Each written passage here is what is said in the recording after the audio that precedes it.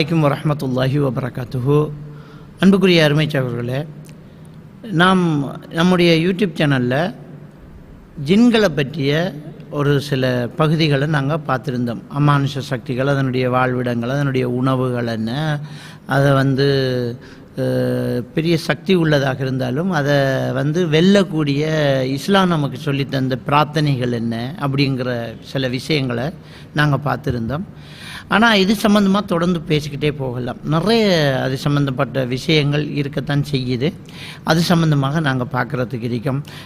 ஜின்னை வசியம் பண்ணுறாங்க, ஜின்னை வச்சு சில வேலைகளை செய்கிறாங்க. அதை இன்ஷா அல்லாஹ் அதை நாங்கள் அதில் என்னென்ன தில்லுமுள்ளுகள் இருக்குது அப்படிங்கிறதையெல்லாம் நாங்கள் அதை தெளிவுபடுத்துறதுக்கு இருக்கிறோம். ஒரு முக்கியமான ஒரு விஷயம் என்ன அப்படின்னு சொன்னால், இன்றைக்கு ஒரு சிலருடைய விஷயம் ஜின்னை அவங்க காண்றதாக, ஜின்னை பார்க்குறேன் அப்படின்னு சொல்கிறாங்க. நான் ஜின்னை கண்டேன் அப்படிங்கிறாங்க. ஜின் என்னோட பேசுது அப்படின்ட்டு சொல்கிறாங்க. அதை கண்ணூடாக நாங்கள் பார்க்குறோம். ஒரு சிலர் என்ன செய்கிறாங்க, அவங்க ஏமாற்ற வேண்டிய அவசியம் இல்லை. அவங்க படித்தவங்களாக இருப்பாங்க, அவங்க பெரியவங்களாக இருப்பாங்க. அதாவது ஒரு சிலர் ஏதாவது ஒரு விஷயத்தை சாதிக்கிறதுக்காக வேண்டி நான் அதை பார்க்குறேன் இதை பார்க்குறேன் அப்படின்னு சொல்கிறது அப்படி இருக்கு. அது எந்த தேவையுமே இல்லாமல் நல்லா படித்தவங்க, அவங்க வெளியிலவும் சொல்ல மாட்டாங்க. அவங்க சொல்லுவாங்க, என்னுடைய காதில் ஜின் பேசுது, ஏதோ ஒரு சத்தம் கேட்குது, நான் ஒரு உருவத்தை காண்றேன் பார்க்குறேன் அப்படின்ட்டு ஒரு சிலர் சொல்கிறத நாங்கள் அவதானிச்சிருப்போம்.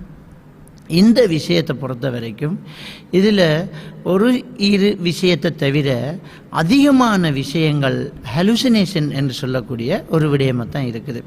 ஹலுசினேஷன் அப்படின்னு சொன்னால் புலன்களின் புரள்வு அப்படின்னு அதுக்கு சொல்லுவாங்க. சைக்காலஜிஸ்ட் தமிழில் மொழிபெயர்க்கும்போது புலன்களின் புரள்வு அப்படின்னு சொல்லுவாங்க. ஆனால் உண்மையிலே ஹலுசினேஷனுங்கிறதுக்கு அந்த தமிழ் மொழிபெயர்ப்பு சொல்கிறத விட ஹலுசினேஷன் அப்படின்னு சொல்கிறது தான் சரி. ஹலுசினேஷனுங்கிறது என்னென்றால் அதில் 2-3 வகை இருக்குது. ஒன்று விஷுவல் ஹலுசினேஷன் அப்படின்னு சொல்கிறது, கண்ணுக்கு முன்னாடி ஒரு உருவம் அவருக்கு தென்படுறது, மற்றவங்களுக்கு தெரியாது, அவங்களுக்கு தெரியும். ரெண்டாவது ஆடிட்டரி ஹலுசினேஷன், அவங்களுக்கு காதில் சத்தம் கேட்கும், யாரோ பேசுவாங்க, அதுக்கு ஆன்சர் பண்ணிகிட்டு இருப்பாங்க. அடுத்தது தொடுகை உணர்வுகள், டைட்டரி ஹலுசினேஷன் அப்படின்னு சொல்லுவாங்க. ஊற மாதிரி, உடம்புக்குள்ளே ஊற மாதிரி, ஸ்பர்ஷம் தெரியும், தொடுறது, என்னோட ஆள் தழுவுது, எனக்கு ஒரு ஆள் கட்டி பிடிக்குது, என்னோட ஒரு ஆள் பிழையான முறையில் என்னை தழுவுது அப்படின்றெல்லாம் என்ன செய்வாங்க, சொல்லுவாங்க. இது ஹலுசினேஷன் அப்படின்ட்டு சைக்காலஜிஸ்ட்டு சொல்கிறாங்க. ஆனால் இது எல்லாமே ஹலுசினேஷன் என்று சொல்ல முடியாது. உண்மையிலேயே ஜின்களும் சிலருக்கு காட்சி கொடுக்கும், ஜின்கள் பேசும் அப்படிங்கிறத நாங்கள் குர்ஆன் ஆசிரிய ரீதியாக நம்பக்கூடியதாக தான் இருக்குது. ஏன்னா அபூ ஹுரைரா ரலியல்லாஹு தஆலா அன்ஹு அவர்கள் ஜின்னை கண்ணால் கண்டிருக்கிறாங்க. அது அதோட பேசியிருக்குது. அது நேரத்தோடு நான் சொல்லியிருக்கிறேன். அதை பைத்துல் மாலில் திருடிக்கிட்டு போகிறத அவங்க பிடிக்கிறாங்க. பிடிச்ச உடனே அது என்ன செய்யுது, கஷ்டத்தை சொல்லி தப்பிக்கிட்டு போகுது. அப்போ பேசியிருக்கிறாங்க, கண்டிருக்கிறாங்க. அதை ரசூலுல்லாஹ் சொன்னாங்க, ஜின்னு அப்படிங்கிறத சொல்கிறாங்க, ஷைத்தான் அப்படிங்கிறாங்க.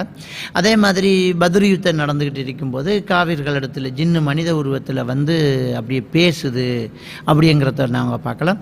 அதே மாதிரி ஹிஸ்ட்ரியில் வரலாறில் நபிகள் நாயகம் ஸல்லல்லாஹு அலைஹி வஸல்லம் அவர்களை கொல்றதுக்கு திட்டம் தீட்டிக்கிட்டு இருக்கும்போது இந்த ஷைத்தான் இப்லீஸ், அந்த ஜின் வர்க்கத்தை சேர்ந்த ஒரு ஷைத்தான் என்ன செய்கிறான்னு சொன்னால், மனித உருவத்தில் நான் ஒரு பகுதியிலேருந்து வந்திருக்கேன், உங்களுக்கு ஆலோசனை சொல்கிறேன், நானும் இதில் கலந்துக்கிறேன், அவரை எப்படி கொள்வது, எப்படி அவரை நம்ம அழிக்கிறது அப்படின்று அவங்க பிளான் பண்ணும்போது ஜின்னு அவங்களுக்கு கூட ஐடியா சொல்லி கொடுக்குது. இதை ரஹீக்குல் மக்தூம்ங்கிற அந்த கிதாபில் அழகாக அதை எழுதுகிறாங்க.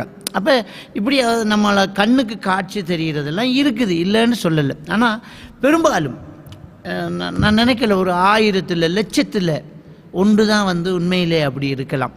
மற்றதெல்லாமே இந்த ஹலுசினேஷனுங்கிறது யாருக்கெல்லாம் ஏற்படுது என்றால், அவங்களுக்கு சைக்காலஜிக்கல் ரீதியான எஃபெக்ட் இருக்கிறது. உண்மையிலே மனநோய்ங்கிறது அது வேறு. மனநோய்க்கு பக்கத்தில், அது மனநோய்ங்கிறது உதாரணமாக ஸ்கிசோப்ரினியான்னு சொல்கிறது. ஸ்கிசோப்ரினியாங்கிறது உளப்பிளவு நோய்ன்னு சொல்லுவாங்க. அது அந்த மூளையில் டொப்போமின்ங்கிற அந்த ஹோமோன் கொஞ்சம் அதிகமாக இருக்கிற நேரம் அவங்களுக்கு அந்த ஸ்கிசோப்ரினியா இருக்கும். அதில் வந்து ஹலுசினேஷன் இருக்கும். அவங்களுக்கு ஒரு ஆள் பின்னால் இருக்கிற மாதிரி இருக்கும், கண்ணுக்கு முன்னாடி ஒரு ஆள் இருக்கும், தனியாக பேசுவாங்க இல்லையா. உண்மையிலே நம்ம சொல்லுவோம் அந்த அப்நார்மலானவங்க தனியாக பேசும்போது நம்ம என்ன சொல்லுவோம், தனியாக பேசுகிறாங்க, உண்மையிலே அவங்க தனியாக பேசலாம். அவங்கள பொறுத்த வரைக்கும் அவங்க ஒரு ஆளோட பேசிட்டு இருக்கிறாங்க. ஏன்னா அவங்களோட ஒரு ஆள் நின்று பேசிட்டு இருக்குது, அல்லது அவங்க காதில் ஒரு சத்தம் கேட்டுக்கிட்டு இருக்குது. இது ஹலுசினேஷன். இந்த ஹலுசினேஷன் அந்த severe form of mental illness, பெரிய பாரிய மனநோய் உள்ளவங்களுக்கு ஏற்படும். அதாவது பைப்போலர் எஃபெக்டிவ் டிஸார்டர், ஸ்கிசோப்ரினியா, இது மாதிரியான. மற்றது இருக்குது நார்மலானது, அது அந்த ஒப்சசிவ் கம்பல்சிவ் டிஸார்டர்னு சொல்லுவாங்க, ஓசிடி. அந்த ஓசிடியில் அடுத்த கட்டத்தில் வந்து இப்படி ஏற்படுறதுக்கான சில சான்ஸுகள் இருக்குது. அதே மாதிரி கடுமையான டிப்ரெஷன் இருக்கிறவங்களுக்கு அந்த டிப்ரெஷன் அடுத்த கட்டங்கள் இப்படி ஹலுசினேஷன் ஏற்படுறதுக்கான சான்ஸ் இருக்குது. சரியான ஸ்ட்ரெஸ்ஸில் இருக்கிற நேரம் திடீர்னு யார் விஷயத்தில் நம்ம கவலைப்படணும், அவர் வந்த மாதிரி, அவர் பேசின மாதிரி, அவர் கூப்பிட்ட மாதிரி, இதெல்லாம் நார்மல். அதெல்லாம் அப்நார்மல் கிடையாது, அதெல்லாம் சாதாரணமாக நார்மல். மையத்து வீட்டில் ரொம்ப ஃபீல் பண்ணிட்டு இருக்கிற ஒருத்தருக்கு திடீரென்று அவர் மகள் அப்படின்னு வந்த மாதிரி, அவர் சத்தம் போட்ட மாதிரி, அவர் இருமின மாதிரி, அவர் தும்மின மாதிரி, அவர் அடிக்கடி தொண்டையை கணக்கிறவராக இருந்தால் அவர் கணிச்சிக்கிட்டு வந்தார், நான் கண்டேன் அப்படின்ட்டு அப்படியே மேலெல்லாம் புல்லரிச்சு போய்த்துடுவாங்க. சொல்லுவாங்க, அவர் வந்தார், பாப்பா வந்தார், மாமா வந்தார் அப்படின்னு சொல்லுவாங்க. அதெல்லாம் அவங்களுடைய அன்கான்சியஸ் மைண்டில் இருந்து வரக்கூடிய சத்தங்கள். இதெல்லாம் வந்து ஹலுசினேஷனுக்குள்ளே வந்து வரும். அதே மாதிரி பிடிஎஸ்டி, போஸ்ட் ட்ரமாட்டிக் ஸ்ட்ரெஸ் டிஸார்டருங்கிறது, அதாவது ஒரு பாதிப்பு ஏற்பட்டு ஒரு பெரிய ஒரு அனர்த்தத்துக்கு பிறகு திரும்ப வர்றது. ஒரு பெரிய ஒரு அனர்த்தத்துக்கு பிறகு ஒரு சுனாமி அனர்த்தம், ஒரு வெள்ளப்பிரளயம், ஒரு படுகொலைகள், மண் சரிவு, வெள்ளம், இப்படியான விஷயங்கள ரொம்ப மனசு பாதிக்கப்பட்டு கொஞ்ச நாள் கடந்ததுக்கு பிறகு பின்னாடி அவருக்கு ஏற்படக்கூடிய பிரச்சனைகள், இதனால் இப்படி ஹலுசினேஷன்கள் ஏற்படலாம். இந்த ஹலுசினேஷன் ஏற்படுறதுக்கு இன்னொரு வாய்ப்பு இருக்குது. அதாவது சில மாத்திரைகளினுடைய சைட் எஃபெக்டாக இந்த ஹலுசினேஷன்கள் இருக்குது.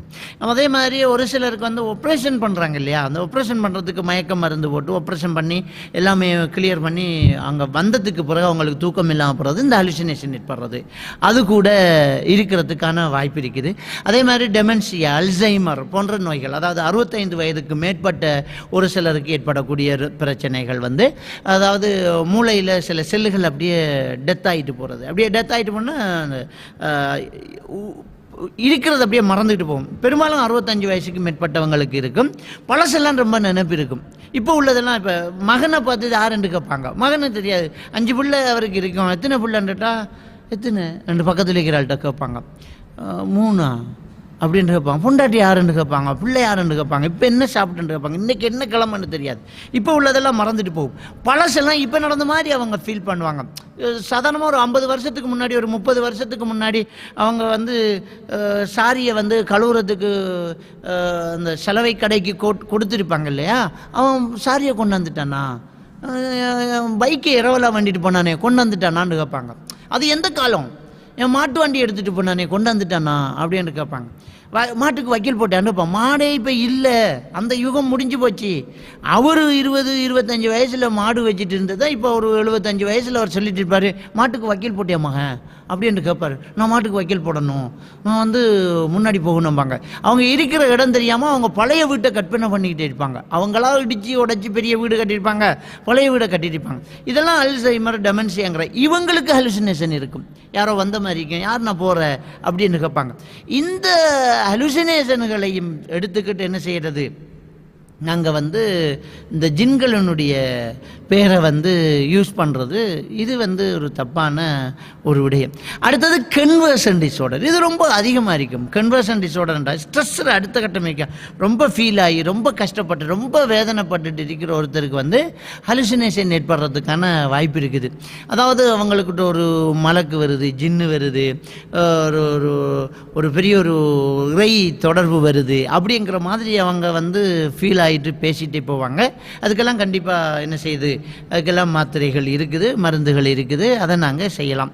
இன்னொன்றைக்கு ட்ரக்ஸ் யூஸ் பண்ணுறவங்க, கஞ்சா குடிக்கிறவங்க, அதே மாதிரி வந்து கஞ்சா குடிச்சிட்டு வந்து கஞ்சா குடிக்கக்கூடிய எல்லாருக்கும் இல்லை.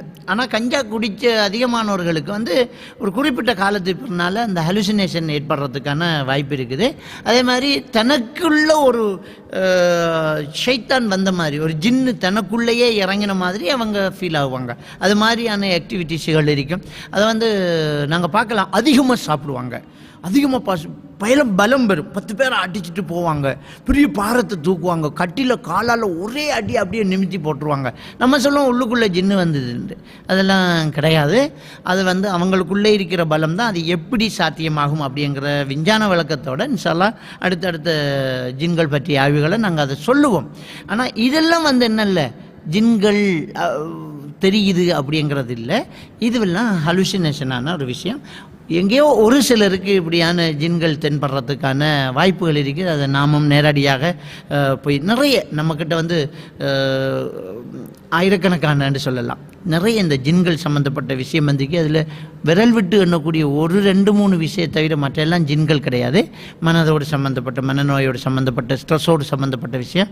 அப்படியாக நம்ம உண்மையாக இதான் ஜின்னைத்தான் கண்டிருக்காங்கிறதுக்கான எவிடன்ஸ், அதுக்குரிய சில ப்ரூஃபுகள் இருக்குது, அதுகள் உண்மையாக இருக்குது. அதை வந்து சம்மந்தப்பட்ட ஒரு சிலர்கிட்ட வந்து நேரடியாகவே அவங்க அனுமதித்து அவங்கக்கிட்டேயே நான் வந்து பேட்டி எடுத்து போகிறதுக்கு யோசிக்கிறேன். நான் அதை அவங்க அனுமதித்து அதை செய்வேன்னா, இல்லாட்டி அது சம்மந்தமாகவும் நான் பேசுகிறதுக்கு இருக்கேன். இருக்குது, இல்லைன்னு சொல்லலை. ஆனால் பெரும்பாலும் அதாவது நீங்கள் என்ன செய்யணும்னா, யாராவது சொன்னால் முதல்ல வந்து இது ஜின் இல்லைன்னு நினச்சி அது சரியாக இருக்கும். அந்த அளவுக்கு அதிகமாக வந்து ஜின்களை பார்க்கல, ஜின்களை பேசலை. அது வந்து ஹலுசினேஷனாக தான் இருக்கும். ஒரு சிலது மட்டும் இப்படி இருக்குங்கிறத இந்த பதிவில் நாங்கள் விட்டுக்கொள்கிறோம். இன்ஷா அல்லாஹ் அடுத்தடுத்த நிகழ்ச்சிகளை அது எப்படி சாத்தியமாகுது, ஜின்கள் நுழைந்த மாதிரி இருக்கிறாங்க, 10 பேர் அடிக்கிற பலம் பெறுது இல்லையா, அது எப்படி சாத்தியமாகுது, மனித உடம்புக்குள்ளே ஜின் பூந்து அப்படியெல்லாம் அட்டகாசம் பண்ண முடியுமா, இதெல்லாம் வந்து இன்ஷா அல்லாஹ் அடுத்தடுத்த தலைப்புகளை நாங்கள் பேசுவோம். குறிப்பாக இன்னொரு விஷயத்தை ஒரு கேள்வியாக கேட்டிருந்தாங்க. உமர் அலி அல்லாஹ் தன்னுடைய காலத்தில் ஒரு மனிதனை ஜின்கள் கடத்திக்கிட்டு போனதாக, ஜின்கள் கடத்திட்டு போய் அவர் கிட்ட 4 வருஷம் தாண்டி அவங்க திரும்ப வர்றாங்க, இது சம்மந்தப்பட்ட ஒரு செய்தி வந்திருக்கு, இது உண்மைத்தன்மை என்ன அப்படின்னு கேட்டிருக்கிறாங்க. அது சம்மந்தமாக எடுத்து பார்த்துட்டு இருக்கிறோம். அந்த ஹதீதை வந்து எடுத்து அதனுடைய அறிவிப்பாளர்கள் சம்பந்தமாகவும் பார்த்துக்கிட்டு இருக்கோம். இன்ஷா அல்லாஹ் அது சம்பந்தமாகவும் அடுத்தடுத்த வீடியோக்களை நாங்கள் பேசுகிறதுக்கு இருக்கோம். அல்லாஹ் தஆலா எனக்கும் உங்களுக்கும் இந்த மார்க்க விளக்கங்களை தர வேண்டும். இன்ஷா அல்லாஹ் இது சம்பந்தமாக அடுத்தடுத்த தொடர்களை நாங்கள் பார்க்குறோம். தேவைப்படும் போது மக்களுடைய கேள்விகளுக்கு ஏற்ப இடையில வேறு தலைப்புகளும் பெறும். இன்ஷா அல்லாஹ் தொடர்ந்து இந்த ஜின்கள் சம்பந்தப்பட்ட விஷயங்களை நாங்கள் பார்க்குறதுக்கு இருக்கோம். அஸ்ஸலாமு அலைக்கும் வரஹ்மத்துல்லாஹி வபரகாத்துஹு.